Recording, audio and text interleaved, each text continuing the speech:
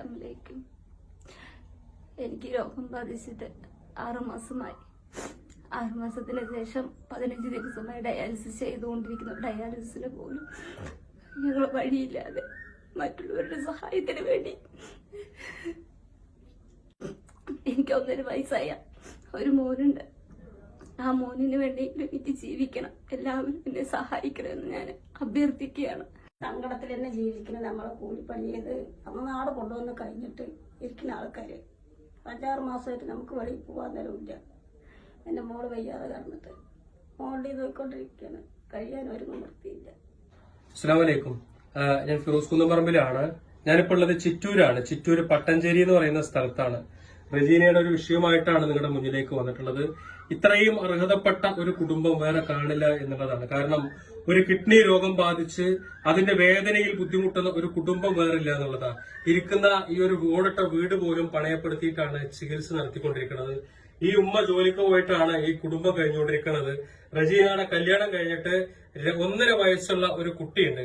ആ കുട്ടിയെ പോലും നോക്കാൻ കഴിയാത്ത അതിന്റെ വേദനയിലാണ് റജീന ഇപ്പൊ കഴിഞ്ഞുകൊണ്ടിരിക്കുന്നത്. കാരണം ഈ അസുഖം വന്ന് തളർന്ന് കിടന്നപ്പോ ഈ നാട്ടുകാരെടുത്തിട്ടാണ് ആംബുലൻസിൽ ആശുപത്രിയിലേക്ക് കൊണ്ടുപോയത്.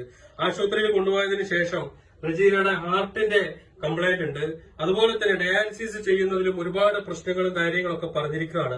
എത്രയും പെട്ടെന്ന് ഈ കുട്ടിയുടെ കിഡ്നി മാറ്റിവെക്കണം എന്നുള്ളതാണ് ഡോക്ടർമാർ പറഞ്ഞിട്ടുള്ളത്. നിങ്ങൾക്കറിയാം, ഒരു കിഡ്നി രോഗം ബാധിച്ചു കഴിഞ്ഞാൽ അതിന്റെ വേദന എത്രത്തോളം വലുതാണ് എന്ന് പറഞ്ഞറിയിക്കാൻ കഴിയാത്തൊരവസ്ഥ.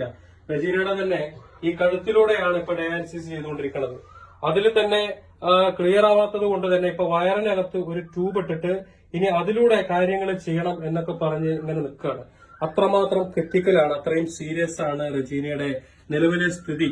ഇനി വിൽക്കാനൊന്നുമില്ല. ഈ വീട് പണയപ്പെടുത്തിയിട്ടാണ് ചികിത്സ. ഇത് തന്നെ ഒരു ഓടിട്ട വീടാണ്. ഒരു കുഗ്രാമത്തിനകത്താണ് ഞാനിപ്പോ വന്ന് നിൽക്കുന്നത്. ഒരാളും സഹായിക്കാനില്ലാത്ത ഒരു കുടുംബമാണ്. ആരും സഹായിക്കാനില്ല. റജീനയുടെ ഭർത്താവ് ഒരു വാർക്കപ്പണിക്കാരനാ. അന്നന്നാണ് കിട്ടുന്ന കൂലി കൊണ്ട് കുടുംബം പോറ്റാൻ പോലും കഴിയാത്ത സാഹചര്യത്തിൽ എങ്ങനെയാണ് ഈ കുട്ടിയുടെ ട്രീറ്റ്മെന്റിനും അതുപോലെ കിഡ്നി മാറ്റിവെക്കുന്നതിന് 15 ലക്ഷം രൂപയോളം ചെലവ് വരും? അതെങ്ങനെ കണ്ടെത്തും? ഈ കുടുംബത്തിന് യാതൊരുവിധ നിവൃത്തിയില്ല. അതുകൊണ്ടാണ് നിങ്ങളുടെ മുന്നിലേക്ക് എത്തിയിരിക്കുന്നത്. ഈ കുട്ടിയെ സഹായിക്കാൻ കോടി പുണ്യം കിട്ടും എന്ന് തന്നെ എനിക്ക് പറയാൻ സാധിക്കും. കാരണം ഈ പരിശുദ്ധമായ ഈ ഒരു മാസത്തില് നിങ്ങൾ എന്ത് കൊടുത്താലും അതിന് ഇരട്ടിക്ക് പ്രതിഫലം കിട്ടുന്ന ഈ ഒരു മാസത്തില് നിങ്ങൾ കൊടുക്കുന്ന ഈ ഒരു സംഖ്യ ഒരിക്കലും അത് പാഴാകില്ല. കാരണം ഈ കുട്ടിയെ നമുക്ക് ജീവിതത്തിലേക്ക് തിരിച്ചു കൊണ്ടുവരാൻ സാധിച്ചാൽ അതിനപ്പുറത്തേക്ക് വലിയ ഒരു പുണ്യം നമ്മൾ ആരും ഈ ലോകത്ത് ചെയ്യാനില്ല എന്നുള്ളത്. കാരണം അത്രയ്ക്കും ദയനീയാണ്. ഞാനിങ്ങനെ വന്നു നോക്കിയിട്ട് ഞാൻ തന്നെ കരഞ്ഞു പോയ കാഴ്ചയാണ്. ആ വീടും പരിസരവും ഒരു പ്രായമായിട്ട് ഒരു വല്ലാത്ത ഒരു അവസ്ഥയിൽ ഒരു ഉമ്മ അങ്ങനെ പുറത്ത് കിടക്കുക. ഇത്രയും ഒരു ദയനീയ സാഹചര്യമുള്ള ഒരു കുടുംബത്തെ വേറെ കണ്ടിട്ടില്ല എന്നുള്ളതാണ്. അപ്പൊ അതുകൊണ്ട് തന്നെ ഇവർക്ക് വേണ്ടി നാട്ടുകാരൊക്കെ ഒരുമിച്ച് കൂടിയുണ്ട്. ഇത് നമ്മുടെ ജലവിഭവ വകുപ്പ് മന്ത്രി കൃഷ്ണൻകുട്ടി ഏട്ടനുണ്ടല്ലോ, അദ്ദേഹത്തിന്റെ മോനാണ്, മൂത്ത മോനാണ്. നിങ്ങളൊന്ന് മാസ്ക് ഒന്ന് മാറ്റിയിട്ടൊന്ന് കാണിച്ചോളൂ. അദ്ദേഹത്തിന്റെ മൂത്ത മോനാണ്. അപ്പൊ മിനിസ്റ്ററുടെ മകനും അതുപോലെ തന്നെ ഈ പഞ്ചായത്തിന്റെ ബന്ധപ്പെട്ട ആളുകളും എല്ലാവരും കൂടി ചേർന്ന് ഇവർക്ക് വേണ്ടി ഒരു കമ്മിറ്റിയൊക്കെ രൂപീകരിച്ചിട്ടുണ്ട്. ഈ ഭാഗം എന്ന് വെച്ച് കഴിഞ്ഞാൽ സാമ്പത്തികമായിട്ട് വലിയ സൗകര്യങ്ങളില്ലാത്ത ആളുകളാണ്. അതുകൊണ്ടാണ് നിങ്ങളുടെ മുന്നിലേക്ക് വന്നിട്ടുള്ളത്. നിങ്ങൾ ഈ കുട്ടിയെ രക്ഷപ്പെടുത്തുമ്പോൾ ഈ കുട്ടി മാത്രമല്ല, മറിച്ച് 1.5 വയസ്സുള്ള ആ ഒരു പൊന്നുമോന് ഒരു ഉമ്മയെ കൂടി നിങ്ങൾ തിരിച്ചു കൊടുക്കണം. കാരണം അത്രമാത്രം ഒരു സാഹചര്യമാണ് ഈ കുടുംബത്തിന്റെ.